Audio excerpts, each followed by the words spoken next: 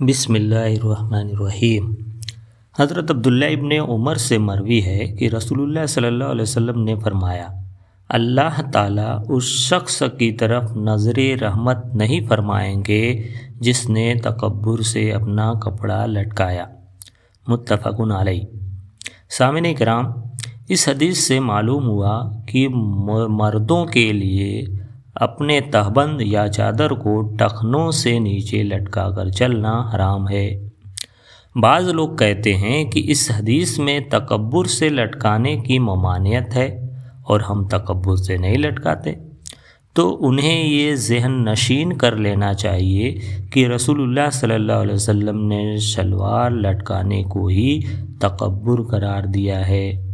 آپ صلی اللہ علیہ وسلم نے فرمایا، اپنی چادر نصف پنڈلی تک اٹھاؤ، اگر تم اسے نہ مانو تو پھر ٹخنوں تک اٹھاؤ اور چادر کو لٹکانے سے بچو، کیونکہ بلا شبہ یہ عمل تکبر ہے اور اللہ تعالیٰ تکبر کو پسند نہیں فرماتا۔ والسلام علیکم ورحمۃ اللہ۔